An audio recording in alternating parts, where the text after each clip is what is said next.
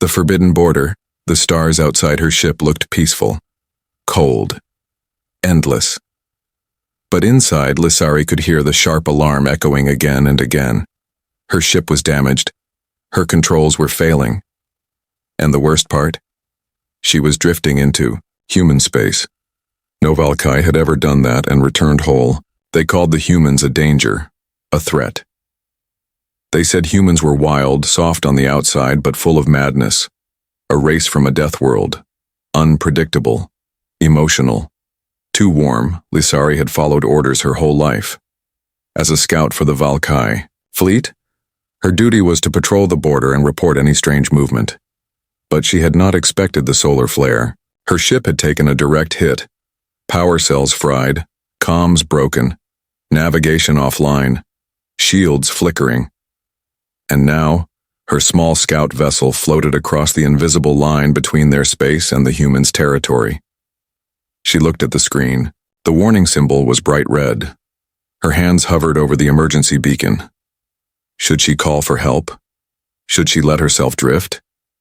Her training told her to stay silent, die with honor, but a small voice inside her, one that sounded nothing like the Valkai, whispered, "You don't want to die." She pressed the beacon.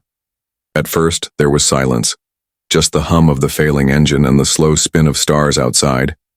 Then, suddenly, a voice. A voice in perfect standard galactic, but with a tone unlike anything she had heard before. "Unknown ship. This is Outpost Echo 9. You're drifting close to a mining zone. Identify yourself." It was a male voice. Deep, calm, warm.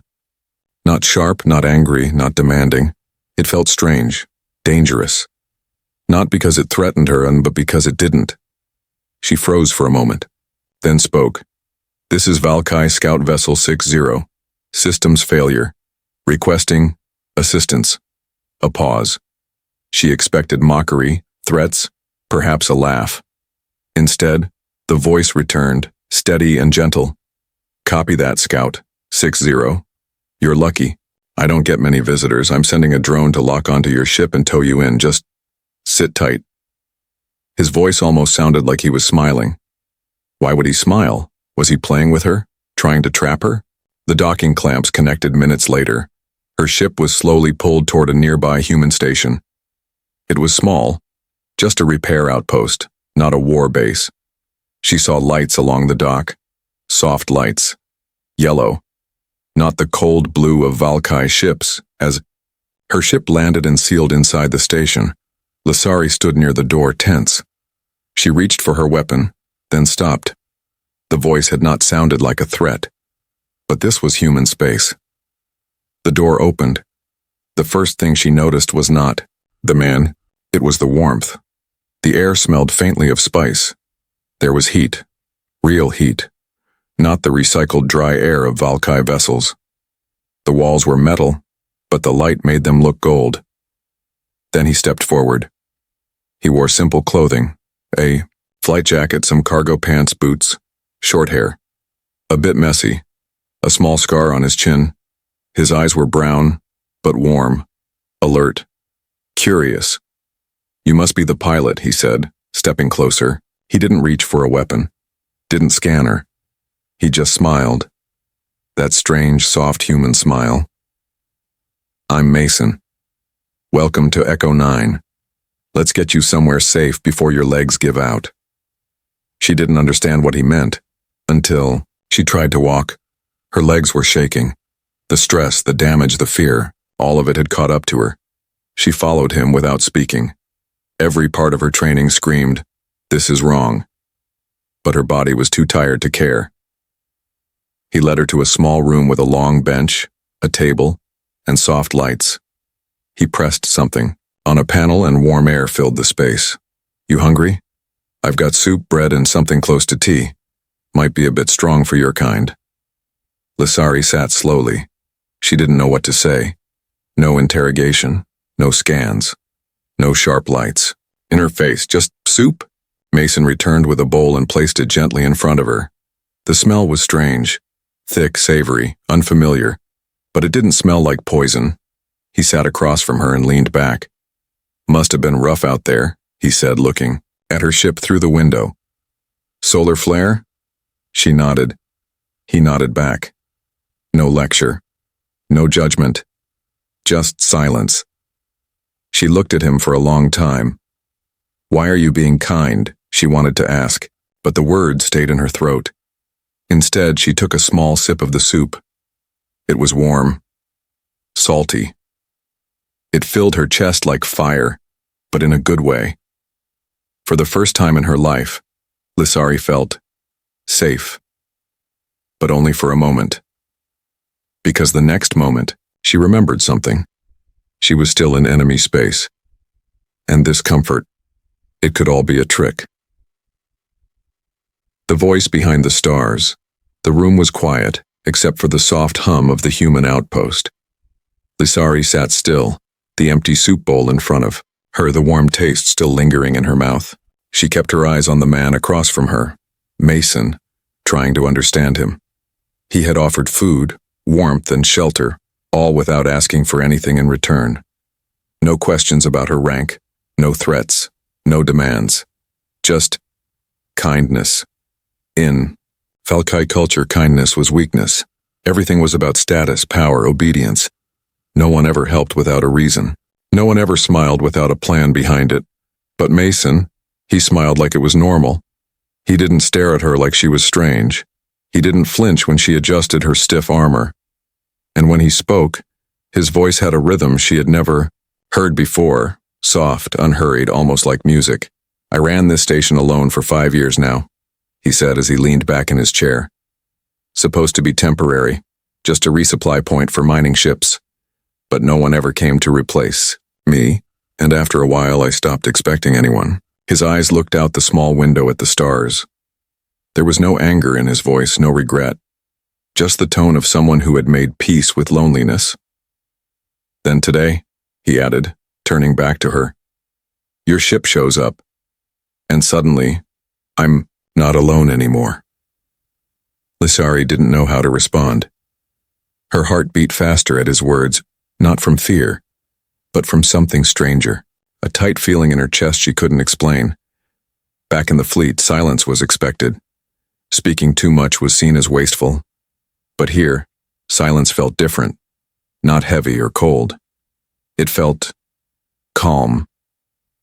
After a few minutes, Mason stood and stretched.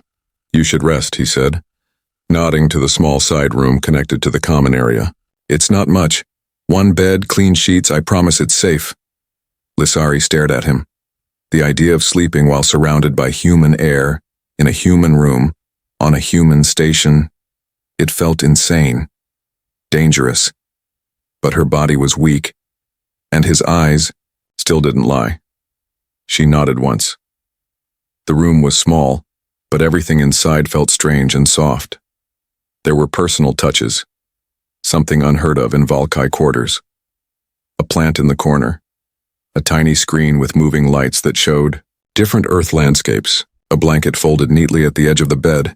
She sat down slowly, then laid back, still in half armor. For a long time, she stared at the ceiling. Her mind was racing, filled with images of her people calling this place evil, humans untrustworthy, and yet, nothing here felt evil. She closed her eyes, and for the first time in years she slept without fear. When she woke, hours had passed. The room was dim now, lights adjusted to mimic a sunrise. Someone had placed a small tray by the door, bread, water, a strange round fruit. Mason's voice came through a quiet speaker. No rush, take your time. If you want, I'll show you around once you're up. He didn't demand, he didn't push. He waited. That small gesture shook her more than any threat could have. Lissari dressed and stepped out of the room. Mason was sitting by the control panel, drinking something from a cup. He turned and smiled. Good rest? She nodded. He stood, picked up a data pad and led her down a narrow hallway. Most of the station is empty, he explained. I keep systems running, do regular checks. We've got oxygen, food, tools, and enough power to last another decade. As they walked, Lissari saw things she had never seen on military ships. A room filled with books, real books made of paper. A corner where Mason kept hand-carved wooden animals. A window where light passed through colored glass, turning the floor into soft shades of red, green, and gold. "What is all this?" she asked quietly. He glanced at her, then shrugged. "Pieces of earth. Reminders. Things to make the space feel less empty." They reached a viewing deck at the end of the hall. From here, the stars were everywhere. Bigger. Closer. Her damaged ship floated just outside, docked like a tired creature curled up for rest. "Your ship's repair cycle has started," he said. "It'll take a few days. In the meantime, you're safe here." Lissari turned to him. "Why?" she asked.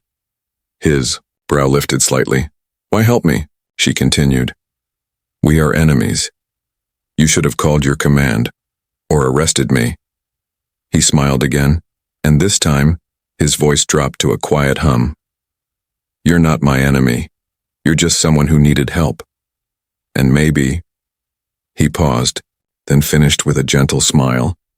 "Maybe I needed someone to help too." For a long time, Lissari said nothing. Then, without thinking, she whispered, "Your voice. It doesn't sound like the ones from our records." He laughed, not cruelly but softly. "Probably because your records were written by people who never heard a human speak with kindness." That night, Lissari stood alone at the window after Mason returned to his room.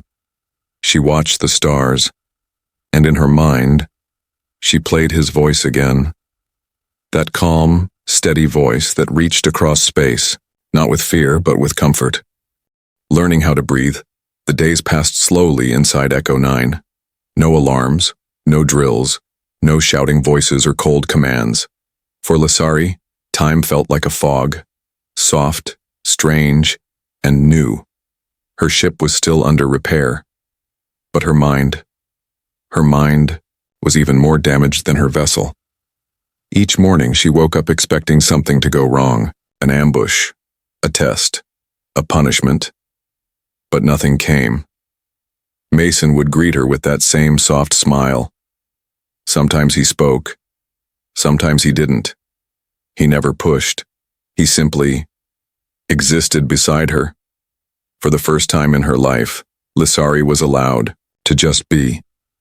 She walked the halls of the station like a ghost at first. Quiet, uncertain, observing everything with wide eyes. She watched how Mason moved, relaxed shoulders, hands always ready to help, face always open. He had a way of making even silence feel safe. One day, she found him in the garden room. It was small, just a sealed chamber filled with soil trays, green sprouts, and soft lights overhead. The air smelled different there, rich, earthy, alive. He looked up from trimming a vine and grinned. "Caught me doing something useful," he said, wiping his hands. She stepped in slowly, almost like she was afraid to disturb the plants. Her people never touched living things for beauty. They only grew food in nutrient chambers. No color, no scent, no life. "Why?" she asked. "Why grow plants here? This isn't your world." Mason leaned against the counter. "Because it reminds me how to breathe," he said simply. She frowned. "You can breathe without plants." "No," he said softly. "I mean, breathe inside, not just lungs. Heart, soul, whatever you want to call it." Lissari didn't know what to say, so she sat on a low bench near the sprouting leaves. They didn't make her feel threatened. They just grew, quietly. "You never rush," she said after a while. "Everything in your space is slow." Mason looked at her for a moment, then nodded. "I had to learn patience out here. Being alone teaches you things, like how loud silence can be, and how sometimes people need time to heal from whatever they came from." His eyes met hers. "I don't know what you've been through," he said, "but I can feel it. It's in your shoulders, your eyes, your breath." Lissari's jaw tightened. Back home, if someone noticed your weakness, they used it. But Mason, he noticed and sat beside it, Not to fix her, not to poke at her, just to be there. Later that evening, she helped him carry supplies from the cargo bay. The crates were light, but Mason still said thank you each time she moved one. No one had ever thanked her for a task before. She had followed orders her entire life and had been ignored the moment they were completed. But Mason, he noticed every small thing. As they worked, he told stories about Earth. Strange animals, blue oceans, massive trees that danced in the wind, places where humans would lie on grass and stare at clouds just for fun. "What's a cloud?" she asked. He chuckled. "I'll show you later. It's hard to explain. Soft, floating sky things. Kind of useless, kind of beautiful." Lissari didn't understand, but she liked the sound of it. That night she sat by the viewing glass again. Stars blinked in and out of view. Her own ship floated nearby. Dark. Resting. It looked like a piece of her past she no longer wanted to return to. On a shelf beside her, she noticed a small frame. Inside it was a picture, a human woman and 2 children, all smiling. Mason stood beside them, one hand on the boy's head. Lissari stared at the photo for a long time. "Your family?" she asked when Mason entered the room. He nodded. His smile this time was smaller. "Yeah, my sister and her kids. Last photo, before I took this post. Why haven't you gone back?" He leaned beside her, silent for a while. "Part duty, part choice," he said finally. "There's something about space. It hurts, but it also helps. You face yourself out here, no distractions, just truth." Lissari looked at him, truly looked. And for a moment she wondered if that's what she had come here for without even knowing, not by orders, not by accident, but by something inside her breaking and reaching for more. "You miss them," she said. "Every day," he replied. Silence again. Not cold, just quiet. Then, in a voice smaller than a whisper, Lissari said something she never thought she would. "I never had anyone to miss." Mason didn't answer. He just sat beside her. And in that stillness she felt something shift, not outside, inside, like she was learning to breathe for the first time. The warmth she didn't expect. The storm came suddenly. It wasn't a weather storm, not like the ones Mason had described on Earth. This one came from space. A surge of ion radiation from a collapsing star system nearby. The alert flashed across the outpost systems just as Lissari was reviewing her ship's diagnostic charts. "Solar wave incoming," Mason said already, typing fast. "Systems will hold, but we'll need to lock down soon. External doors, power regulators, comms, all need to go quiet." Lissari followed him through the narrow hallways, surprised at how calm he remained. No shouting, no panic, just quick hands and quiet focus. When they reached the central core, he stopped beside a locked door.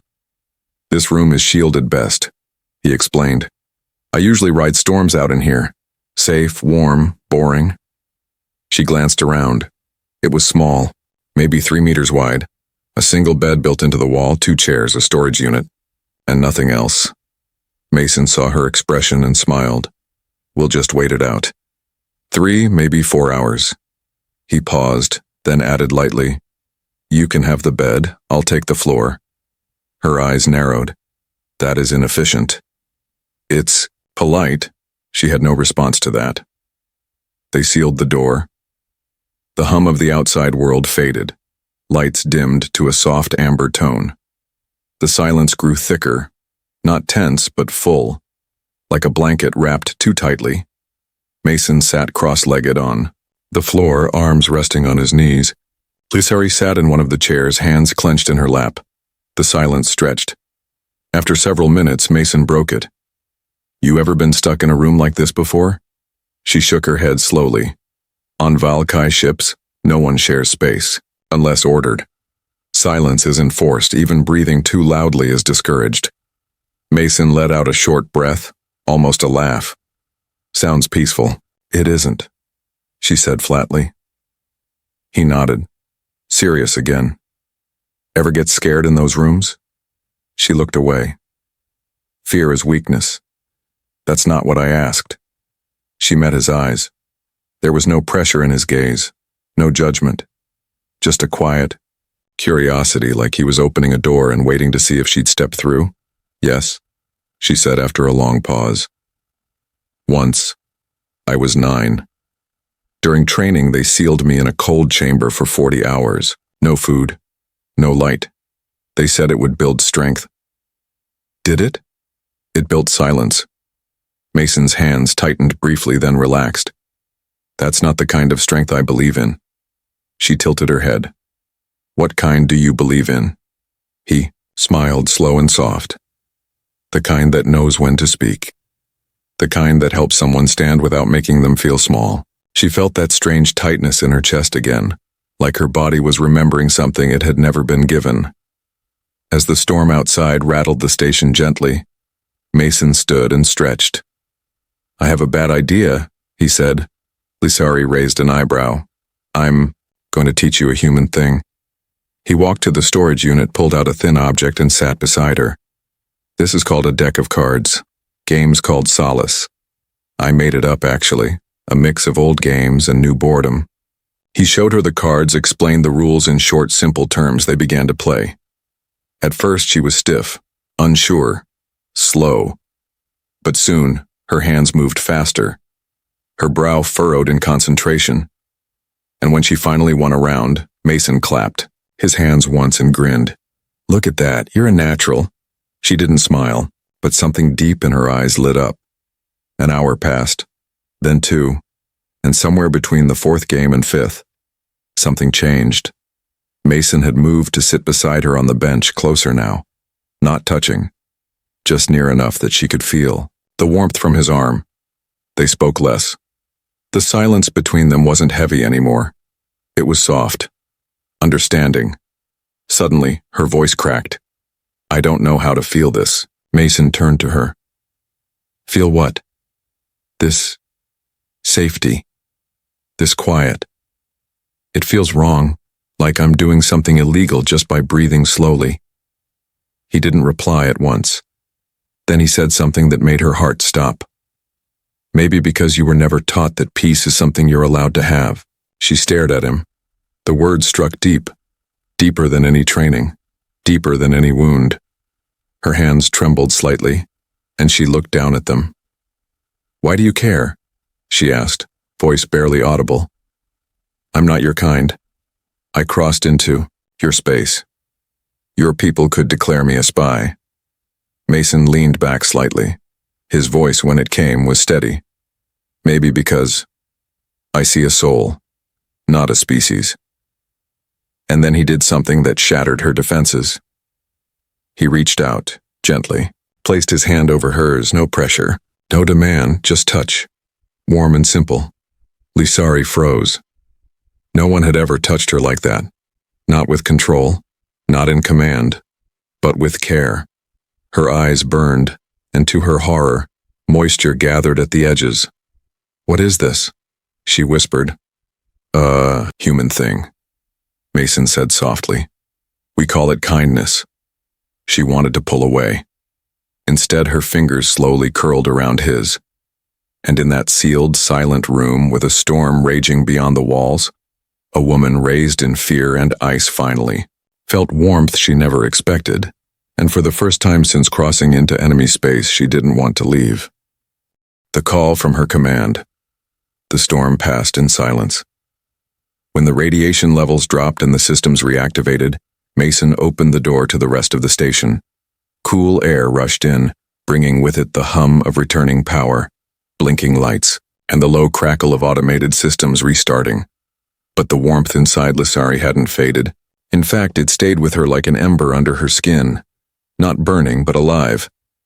She stepped out of the sealed room slowly. Her body felt the same, but something deeper had shifted. Something she couldn't name. Mason walked beside her in quiet ease. No words were needed. They had shared something in that tiny room. Not a secret, not a romance, but a truth. A shared understanding. She wasn't a soldier in that moment. She wasn't an enemy. She was just Lisari. And for once that felt like enough. but peace never lasts. The message came without warning. A shrill tone, a flashing signal. Her communicator, the one she had disabled, had been remotely reactivated by Valkai High Command. The message burned across the screen in cold silver text. Valkai Scout 6-0. You have crossed unauthorized borders. Respond immediately. Lissari stood frozen. Another line appeared. Then another. You are ordered to return at once. Refusal will be seen as betrayal. Your ship is being tracked. You are not forgotten. You are not free. Come home and be cleansed. Cleansed. The word hit her like a weapon. It didn't mean healing. In Valkai language, it meant erased. Memories scrubbed, body reconditioned, soul reformed. As if this experience and this breath of real life had been a sickness to remove. Mason walked into the room and paused when he saw her face. Message from home? He asked, already guessing the answer. She nodded slowly. They want me back. They used the word cleansed. Mason's jaw tightened. He didn't speak right away. Instead, he reached over and shut off the flashing terminal. You don't have to go, he said, but Lissari shook her head. I crossed a line. My people don't forgive that. They don't allow change. They call it corruption. You're not corrupted, Mason said softly. No, she whispered. I'm awake. She sat alone for hours after that. Her hands shook. Her breath felt shallow again. The peace that had wrapped around her for days now slipped through her fingers like sand. Mason didn't disturb her. He gave her space, but stayed near. Always near. Like gravity, not pressure. Later that night, she walked into the central chamber and found him sitting in his usual chair watching stars. They're expecting my answer, she said, and I don't know what to say. Mason turned to her, his voice steady and low. Say what you want. Not what they expect. Her shoulders dropped, and she sank into the chair beside him. I don't know what I want, she admitted. Mason leaned forward. Then maybe start with what you don't want. That was easier. She didn't want to go back. She didn't want to wear the cold armor of duty. She didn't want to forget the taste of warm soup or the softness of a blanket, or the way her fingers had curled around his without fear. But even as she thought it, guilt crept in. If I stay, she said slowly, they will call me a traitor. They'll punish anyone who speaks my name. My entire record will be deleted. Mason looked at her, not with pity but with quiet fire. Then make a new record. She looked at him sharply. You think it's that simple? No, he said. I think it's that hard. But maybe it's worth it. The next morning, she stood beside her repaired ship. The systems had been restored. The power cells charged. It was ready to return. Her fingers hovered over the open hatch. The choice was hers. For the first time in her life, no one could force her. Behind her, Mason said nothing. He just waited. She turned to him. If I leave, what will you do? He smiled faintly. Probably go back to gardening. Maybe teach my plants how to play cards. She looked away. You make it sound like it wouldn't matter. Oh, it matters, he said, but it has to matter to you first. She stared at the hatch, then at her hands, and then at the sky. A sky she had never known, but one that had shown her more in days than her people had given in a lifetime. Slowly, she stepped away from the ship. Mason's eyes flickered. She didn't speak. She didn't have to, because the choice was written in the way she walked back toward him, a quiet rebellion, a small fire, a soul refusing to be cleansed. Back inside the station, she sat in the same chair she had the first day she arrived. Mason handed her a cup of tea. She took it without a word. So, he said, what now? She sipped once, then looked him straight in the eye. Now, we see what comfort can grow when no one tells you to kill it. And outside, far in the darkness, A new signal was sent. Silent message that could not be traced. Hunted for choosing peace. Peace had a cost. At first it felt like a dream, waking each day without orders, without fear, without pain. Lissery worked beside Mason, helped maintain the systems, watered the small plants in the garden room. She learned how to make simple food with her own hands. She laughed, not loud, not often, but real. Each night, she slept without armor. Each morning she breathed like she was finally alive, but dreams don't last forever. The warning came as a pulse. Mason noticed it first, a slight flicker in the outer sensors, a shadow crossing the edge of human-monitored space.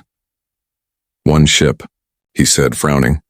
Fast, stealth design, matching Valkai military signature. Lisari felt her blood go cold. They've come for me, Mason nodded slowly. Or to make sure you never come back. The outpost wasn't built for combat. It had no weapons, no defense grid, no military protocols. Just soft walls, warm lights, and a quiet man who grew plants. Lisari stared at the star map on the screen. They had hours, maybe less. Her hands clenched. We have to run. Mason shook his head. No escape routes. Your ship's jump drive is still cooling. And mine? Well, mine hasn't worked in 2 years. Then we fight. He looked at her gently. This place can't fight, and neither should you. Her voice rose, sharper than she meant. They will erase you too. For helping me. They'll call you a threat. He didn't flinch. Then let them try. She stormed, down the hallway, anger burning in her chest. Not at Mason, not at the ship, at herself. For believing she could stay in this place without consequences. For believing peace could last. In the garden room, she dropped to her knees beside the soil. Her fingers dug into the dirt, not to plant, but to hold on to something real. The air smelled of life, of earth, of everything her old world rejected. She whispered, I don't want to lose this. Mason's voice came from behind her. Then don't. She turned. He was standing there holding a small device, a manual signal blocker. This station doesn't have weapons, he said. But we have brains. We know the air vents, the blind spots, the comm towers. We? She asked. He smiled. You've been here long enough. I think it's time we defend our home. The Valkai ship arrived in silence, a black blade across the stars. Sleek, cruel, and full of cold purpose. It docked without invitation. Airlock lights flickered red. No message, no words, just force. They came in a unit of 3, tall, silver armor, rifles in hand. They moved through the halls with perfect precision. But they didn't find fear waiting. They found shadows. Lisari struck first, not with weapons, but with knowledge. She had disabled the inner lights in key corridors, redirected power to create distractions, hissing vents, false footsteps, sealed doors. Mason used the vents to drop a pressure box on one soldier's shoulder, knocking him unconscious. The second slipped on a floor soaked with cooling fluid, his rifle skidding far out of reach. The third was her commander. Commander Thirak. He stepped into the central core with slow, heavy steps. His voice was steel. You have brought shame to the bloodlines, Lisari. She stood in the center of the room, unarmed. No, she said calmly. I brought truth. He raised his weapon. You will be reconditioned. And the human, he will be used for study. Then disposed. Before she could speak, Mason stepped forward from the side panel, holding a small device in hand. I rewired. The magnetic seals, he said. If you fire that rifle, it'll bounce. Thirak sneered. You are nothing but a soft creature of rot. Maybe, Mason replied. But this soft creature just made your armor freeze in place. He pressed a button. The commander's armor locked, frozen, stiff. His weapon clattered to the ground. Lisari walked up to him. She looked into the eyes of the man who had trained her, punished her, shaped her. You taught me to fear silence, she said. But this place, this man, they taught me to listen. She stepped back, looked to Mason. Open the hatch. He hesitated. You sure? Yes. With a hiss, the external dock opened. The vacuum pulled the stunned commander and his two unconscious soldiers back into their ship. Lissari sealed the door behind them and triggered an override. The Valkai vessel was ejected. Spinning, locked, drifting, not destroyed, but silenced. Message. Hours later, the station was quiet again. Mason poured 2 cups of tea. Lissari stood at the window, eyes on the stars. They'll send more, she said. Maybe, he replied. We'll need better defenses. He nodded. We'll build them. She turned to him, face soft but steady. You didn't have to stand with me. He smiled. You didn't have to stay. She stepped forward, took the tea in both hands. But I did. Outside, the stars burned, and inside, 2 souls, once strangers, once enemies, now stood side by side, not because of war, not because of blood, but because peace had finally found someone willing to fight for it. The line that no longer matters weeks passed. The sky outside stayed the same, filled with stars, cold and distant. But inside Echo 9, something had changed forever. The outpost no longer felt like a forgotten corner of space. It felt alive. Mason's quiet footsteps echoed beside a second pair now. Lissari had not only stayed, she had begun to build. She rewired the damaged systems, mapped blind spots in the station's design, upgraded the sensors and comms using parts from her own ship. They didn't speak of the Valkai ship again. They didn't need to. The silence said everything. The kind of silence that wasn't empty anymore, but full of trust and something warmer. One morning, Mason walked into the control room and found her staring at the screen. She didn't turn. Valkai listening post, she said. They sent a message, not to me, to their own. What did it say? She looked at him then. Something strange in her eyes. That I am lost. That the human corrupted me. That the border must be reinforced. Mason sat down beside her. So now you're dangerous, he said with a small smile. She didn't smile back. They're scared, she whispered. He nodded slowly. Good. She glanced at him. You don't fear them? He leaned back in his chair. I fear losing what we've built here more than any fleet. They sat in silence again. Then she spoke, not with fear but with calm. Others like me. They're watching. He looked at her curious. You think they'll come? She nodded once. Not with weapons, not with orders, but with questions. And they did. Slowly. Quietly. It began with a distress signal. Another Valkai scout. Accidentally drifting near the border. A message disguised as a malfunction. A young pilot with cautious eyes and trembling hands. Mason welcomed her the same way he had welcomed Lissari. With warmth and tea. A week later, another ship arrived. Not damaged, not lost. Just curious. Lissari watched them. Studied them. Some left quickly, scared of what they felt in that quiet place. But some stayed longer. One asked about Mason's plants. Another asked what it felt like to sleep without fear. No one had the courage to say it out loud. But something was beginning. Not a rebellion. Not a war. Just a crack in the wall between species. One night, Lissari sat alone in the garden room. The plants had grown taller, thicker, their colors brighter now. She ran her fingers across a green leaf and thought of her training. How she had once been punished for showing affection to a wounded animal. How she had been told that softness was death. And yet here she was, alive. Stronger than ever. Mason entered quietly and sat beside her. Neither spoke at first, then he asked, Do you regret crossing the line? She shook her head. No. The line was never real. He raised an eyebrow. What do you mean? She turned toward him. They told me humans were monsters. They told you that I was cold and dangerous, but you offered warmth anyway. And I accepted it. The line was built by fear, not truth. Mason looked down at the soil. Maybe one day others will see it too. She nodded. They will, because we are showing them how. Months passed. Echo 9 became more than an outpost. It became a symbol, not loudly, not openly, but quietly, in whispers across fleets and stations, a place where a human and a Valkai lived as equals, where kindness was not seen as weakness, where peace was not forced, but chosen.